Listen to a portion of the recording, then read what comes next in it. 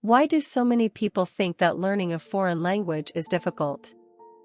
Is it really that difficult, or we don't have enough experience in switching between different languages?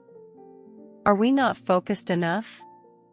Learning a foreign language is one of the hardest things a brain can do. What makes a foreign language so difficult is the effort we have to make to transfer between linguistically complex structures. It's also challenging to learn how to think in another language. Above all, it takes time, hard work, and dedication. Here are 5 surprising tips to master a new language. We're lucky to live in a world with so much online access to language learning software, some of it free. The problem with self-paced online learning, however, is that it's easy to get stuck at a certain level and not progress. Joining a class or finding a tutor may help, but there's more you can do to make sure you keep building your skills. In putting together these 5 tips for language learning, we skipped the most obvious ones, like practice daily, speak out loud, and memorize 20 new words per day.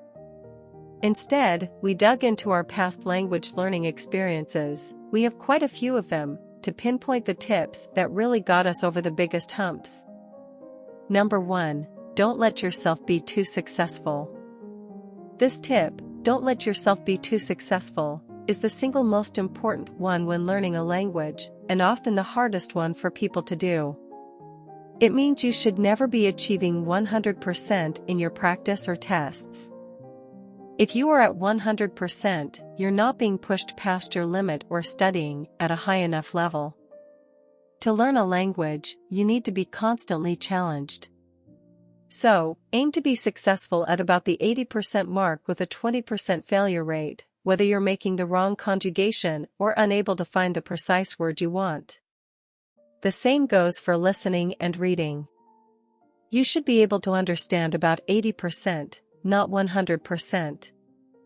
For people who have been high achievers and hard workers their whole lives, it's very tough to put yourself in this position of, essentially, always failing a little bit. But it's not failing.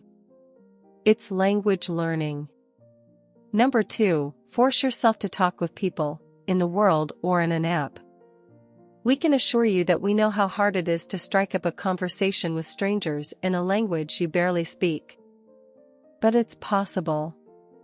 And there are some tricks to it. If you live in a place where people speak the language you're learning, you have opportunities to speak. It's still hard, but the access is there. The trick is to force yourself to make use of them in a way that benefits your learning. One is to decide in advance a question you will ask. For example, go into a coffee shop, place your order, and then ask, "What hours are you open on Saturday?" That's a good question if you're timid or a beginner, because it doesn't invite additional conversation. You can practice that same question every time someone new is behind the counter. Or go to a public place and ask where such and such is, and ask multiple people so you hear different answers that all say the same thing. If you don't have in-person access to speakers, try HelloTalk. This free app connects people who want to learn each other's languages.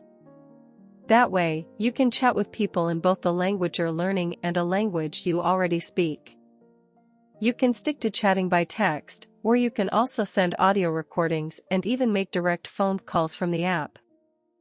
HelloTalk encourages people to give one another corrections, too. Number 3, dive into long-form listening and reading. Good language learning apps give you a mix of exercises that engage your listening, speaking, reading, and writing skills. At some point, however, you will outgrow those exercises. Once you have a basic grasp of the language, dive into longer form listening and reading to augment your daily studies. The nice thing about listening and reading is you can do them on your own, whereas you need partners for speaking and someone to check your writing.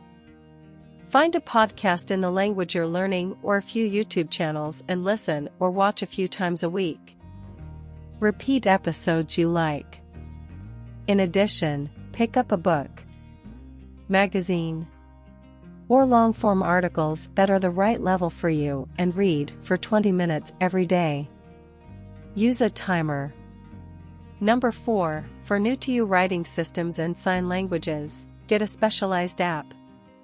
When the language you're learning involves an unfamiliar writing system or is a signed language, you will greatly benefit from adding into your studies an app that specializes in that particular language to help you learn.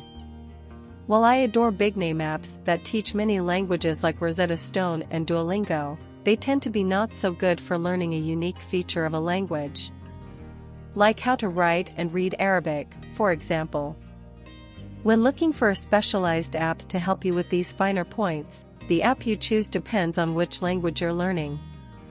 For example, for learning American Sign Language, we highly recommend Sign@ASL.